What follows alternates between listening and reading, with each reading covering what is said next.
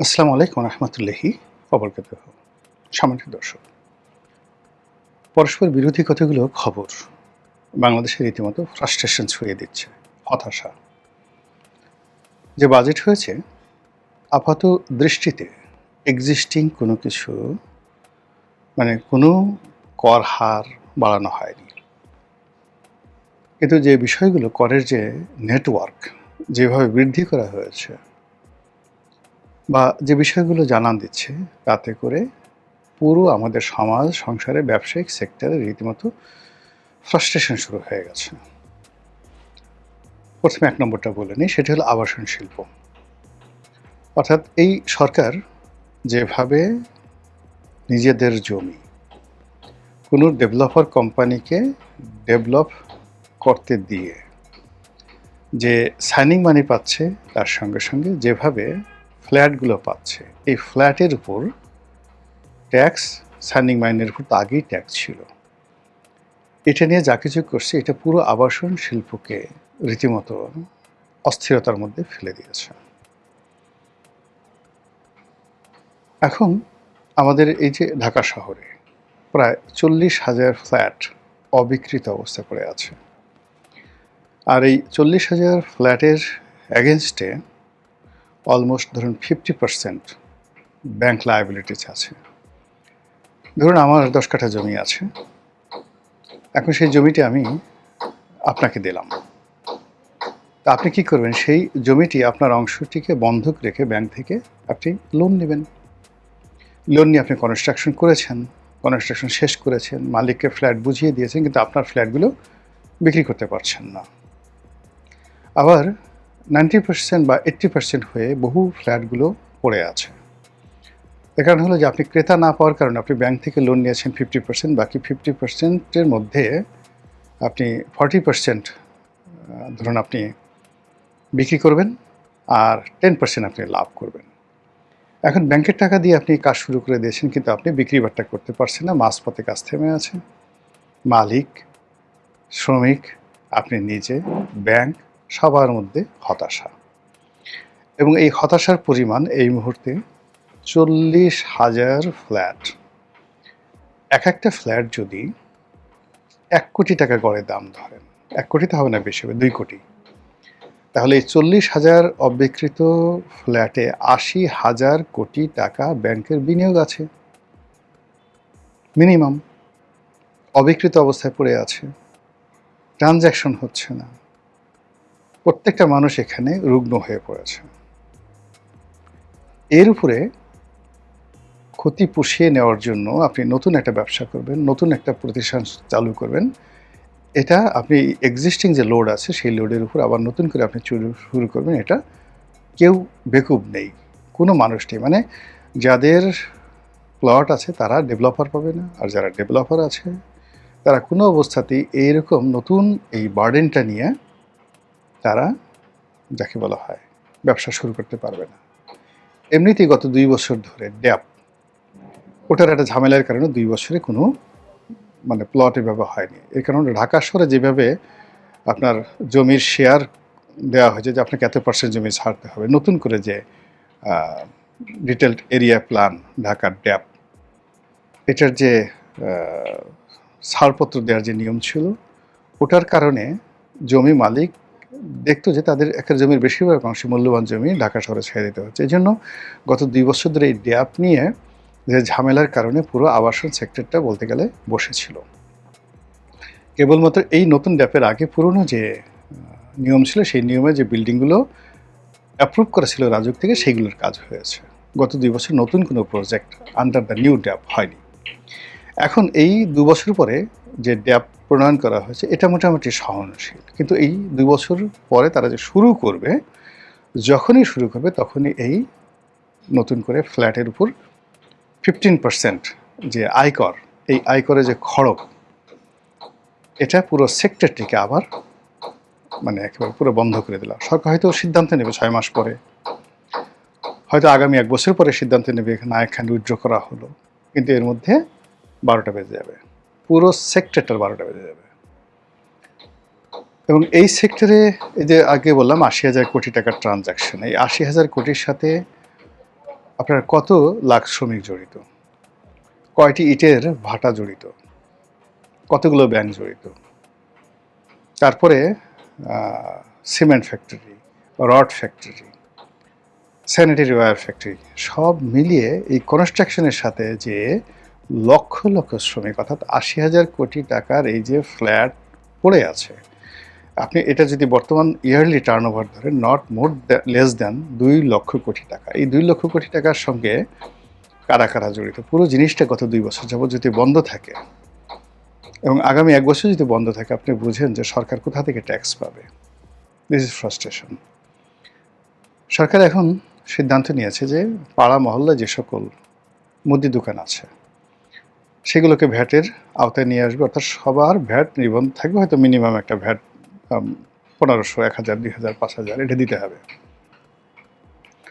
যারা পাড়া মহল্লায় দোকানদারি করেন তারা খুব ভালো করে জানেন যে এই মুহূর্তে খুচরা বিক্রি করে দোকানের ভাড়া দিয়ে বিদ্যুৎ বিল বাড়িয়ে দিয়েছেন, বিক্রি বাট্টা নেই।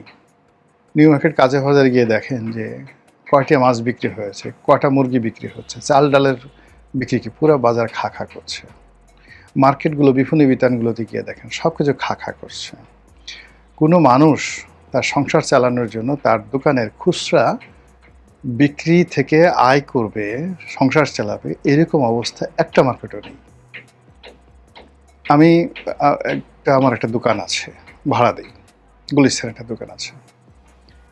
তো আজকে সেই ৬-৭ বছর যাবৎ যে ভদ্রলোক ভাড়া আছে, ভাড়া নিয়মিত দিয়ে যাচ্ছেন, খুব ভালো ব্যবসা বাণিজ্য করছেন, কিন্তু এই যে গত ২ মাস যাবৎ এমন অবস্থা, সে ভাড়াই দিতে পারছে না। আমার আর একটা ফ্যাক্টরি ভাড়া দেওয়া ছিল, তো একটা গার্মেন্টস কোম্পানিকে ভাড়া দিয়েছি ৩ বছর যাবৎ। সে শুধুমাত্র একটা বন্ডের লাইসেন্স রিনিউ করতে না পারার কারণে সেই বেচারা ৩ বছর যাবৎ ফ্যাক্টরি বন্ধ, আমিও ভাড়া পাই না, সেও যেতে পারে না, ভদ্রলোক একেবারে স্ট্রোক করে মারা গেলেন।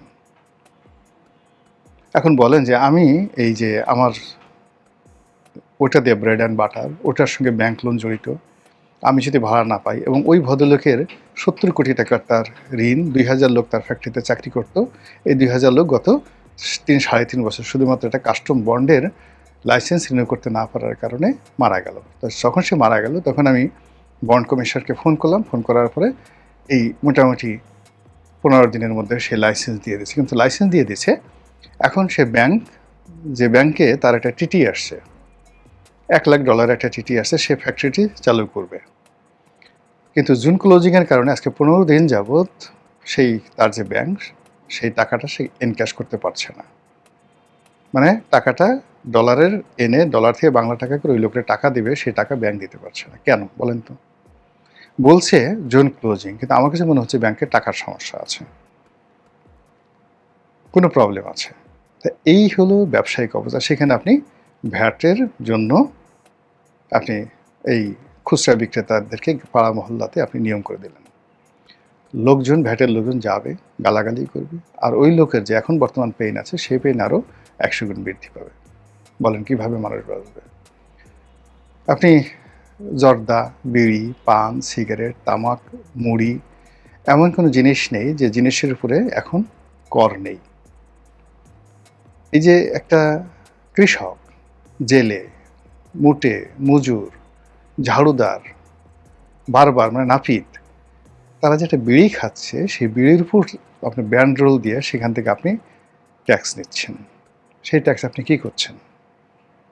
আপনি রাষ্ট্র সেই ট্যাক্স নিয়ে কোট কিনছেন, টাই কিনছেন, আরাম করছেন, আয়েশ করছেন, রাষ্ট্রের টাকা দিয়ে বাপের নামে গ্রাম করছেন, পাড়া মহল্লা করছেন, তারপর যুদ্ধ করার জন্য বিমান কিনছেন, অস্ত্র কিনছেন। আমেরিকা থেকে আপনার গোলাবারুদ কিনতে হবে, আমেরিকা থেকে আপনার অস্ত্র কিনতে হবে, বার্গার কিনতে হবে, গরুর মাংস কিনতে হবে, ব্রাজিল থেকে না কিনে আমেরিকা থেকে গরুর মাংস কিনতে হবে, ইত্যাদি অনেক কিছু। ফলে এই যে সোশ্যাল আনরেস্ট, মানুষের যে কষ্ট, মানুষের যে দীর্ঘশ্বাস, এই দীর্ঘশ্বাসটির আওয়াজ যদি আপনি শুনতে পারতেন যে আমাদের দেশের এখন যে অবস্থা, তাতে করে বর্তমান যে বাজেট আছে, এই বাজেটের অর্ধেক বাজেট করাটা বুদ্ধিমানের কাজ হতো। রিল্যাক্স। সরকারি কর্মকর্তাদেরকে অর্ধেক নামিয়ে আনা উচিত এই মুহূর্তে। যে ম্যান পাওয়ার আছে তার অর্ধেক জাস্ট ছাঁটাই, কোনো কথা নেই।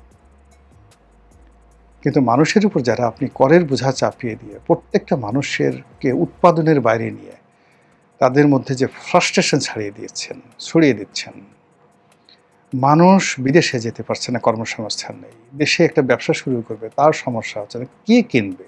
যারা খাবারের দোকানগুলো, রেস্টুরেন্টগুলো খা করছে, প্রত্যেকটা 5 স্টার হোটেলে গিয়ে দেখেন কী অবস্থা, দোকানে গিয়ে দেখেন কী অবস্থা, মাছের বাজারে গিয়ে দেখেন কী অবস্থা। অথচ আপনি 9,30,000 কোটি টাকার একটা বাজেট তৈরি করে সেই বাজেটের উপরে ভিত্তি করে আপনি পদ্মা ব্রিজের সাথে কাউন্টার দ্বিতীয় পদ্মা ব্রিজের ডিজাইন করার জন্য 4.5 কোটি টাকা দিয়ে দিচ্ছেন। আপনি পদ্মা ব্যারেজ, আপনার পদ্মায় পানি নাই, ভারতের সাথে পানি চুক্তি আপনার রিনিউ হয়নি, কতটুকু পানি আসবে, কত কিউসেক পানি আসবে তা নিয়ে তা নেই, আপনি পদ্মা ব্যারেজ করবেন রাজবাড়িতে। পানি না থাকলে ব্যারেজ দিয়ে আপনি করবেন নাকি? তিস্তা ব্যারেজ করা হয়েছে, তিস্তাতে মানে আপনার তিস্তাতে কোনো রকম পানি আসছে না, ব্যারেজ করে আমরা বসে আসছি। তাহলে আমরা কি করব? আপনি গিয়ে দেখেন কি হচ্ছে তিস্তা ব্যারেজ। তিস্তার দুটো, একটা ব্যারেজ আর একটা হলো রাবার ড্যাম। সেই রাবার ড্যাম প্রকল্প এর সাথে জমানা করেছে, দুটোই মানে পুরো আরও তিস্তাকে 12টা বাজিয়ে দিয়েছে। পদ্মাতে যদি পানির ফ্লো না থাকে, এর মধ্যে যদি আরও উল্টোভাবে আমরা একটা ব্যারেজ তৈরি করি, আপনি যেভাবেই ব্যাখ্যা করেন না কেন, পুরো পদ্মার এখন যতটুকু প্রাণ আছে এই প্রাণটুকু নষ্ট হয়ে যাবে। তো এই যে অনেক কিছু মানে আমরা বলা হচ্ছে, যে যেভাবে পারছি বলছি, যে যেভাবে পারছি কনভিন্স করছি এবং সব কিছু নিজের দিকে নিয়ে যাচ্ছি, এটা আসলে কোনো অবস্থাতেই যেটিকে বলা হয় গ্রস ন্যাশনাল প্রোডাক্ট, জিএনপি, সেই জিএনপি বাড়াচ্ছে না। যেটা মানুষের যে কম্বাইন্ড হ্যাপিনেস, সেই হ্যাপিনেস বাড়াচ্ছে না। যে যার অবস্থানে থেকে মানুষ ভেঙে পড়ছে। আমরা এই যে টকশো করি, এখন বলা হচ্ছে এই টকশোর উপর 30% করে আপনাকে ফি দিতে হবে। আপনি কি একবারও দেখেছেন যে এই টেলিভিশন কোম্পানিগুলো তারা যে চলছে, টাকা কোত্থেকে পাচ্ছে? আপনি তো আগে দিবেন তাকে। আপনার সরকার কত টাকার বিজ্ঞাপন দিয়েছে টেলিভিশনগুলোতে? আমাদের লোকাল যে কোম্পানিগুলো একটার পর একটা দেউলিয়া হয়ে যাচ্ছে। বেক্সিমকো দেউলিয়া, সিটি গ্রুপ দেউলিয়া। সিটি গ্রুপকে উদ্ধার করার জন্য 32,000 কোটি টাকার ফান্ড দেওয়া হচ্ছে। আপনি বোঝার চেষ্টা করেন। এবং তারপরেও এই গ্রুপ বলছে আমরা দাঁড়াতে পারবো না, গ্যাস না আসা পর্যন্ত, এবং আরও টাকা লাগবে। সিটি গ্রুপ দেউলিয়া, তীর, আটা, ময়দা, সয়াবিন। বেক্সিমকো গ্রুপ দেউলিয়া। এই দুটো গ্রুপে 1 লাখ লোক চাকরি করে। আচ্ছা, 30,000 লোক চাকরি করতো গাজী গ্রুপে। বসুন্ধরা গ্রুপ 50,000 লোক চাকরি করে, যায় অবস্থা। যমুনা গ্রুপ খারাপ অবস্থা। পার্টেক্স গ্রুপ বলতে গেলে দেউলিয়া। এখন বলেন বাংলাদেশে এমন কোনো একটা গ্রুপ দেখান যেখানে 50,000 লোক, 1 লাখ লোক নিয়ে তারা ভালো আছে। সিঙ্গেল লোক নাই। একমাত্র প্রাণ গ্রুপ কোনো মতে টিকে আছে, কিন্তু এখন যেভাবে চলছে এইভাবে কিছুদিন হলে প্রাণ গ্রুপ 1 লাখ লোক প্রাণ গ্রুপে আছে, প্রাণ গ্রুপ দেউলিয়া হয়ে পড়বে। ওয়ালটন গ্রুপ দেউলিয়া হয়ে পড়বে। এই যে ওয়ালটন, আপনি মানুষ বাঁচেন, আপনি ফ্রিজ, টিভি কিনবে কোত্থেকে, ফ্যান কিনবে কোত্থেকে? ওয়ালটন বড় করতে করতে নিজেদেরকে এখন এমন একটা জায়গাতে নিয়ে গেছে, এবং এটা দেউলিয়া হওয়া মানে পুরো দেশ দেউলিয়া হয়ে যাবে। আর আপনি আপনার মতো করে যুদ্ধ বিমান কিনে যাবেন, আপনার মতো করে আমেরিকার মানে যাকে বলা হয় যাত্রীবাহী বিমান কিনবেন, অন্যান্য জিনিস কিনবেন। আসলে এই বিষয়গুলো নিয়ে না ভাবতে হবে। সত্যিকার অর্থে মাঠের যে অবস্থা, সে অবস্থা যারা না বুঝেন, হৃদয় দিয়ে, এখানে একটা আছে পলিটিক্যাল ইকোনমি, আর একটা আছে থিওরিটিক্যাল ইকোনমি, আর একটা আছে গ্লোবাল ইকোনমি, আর একটা আছে বাস্তবিক ইকোনমি, মানে একদম বাস্তব যেটা চলছে। আর হলো আর একটা টেম্পোরারি ইকোনমি। একটা লোক গ্রাম থেকে আসছে, সে 2-3 জন রিক্সা চালাচ্ছে। ইকোনমিটাকে আপনি কীভাবে জিডিপিতে আনবেন? একটা ছেলে ইউনিভার্সিটিতে, সে টিউশনই পাচ্ছে না, রাস্তার পাশে সে ফেরি করছে, ফুডকার্ট চালাচ্ছে। এই ইকোনমিটাকে আপনি কীভাবে প্রমোট করবেন? এই যে টেম্পোরারি ইকোনমি, এটাও জিডিপির একটা বিরাট অংশ।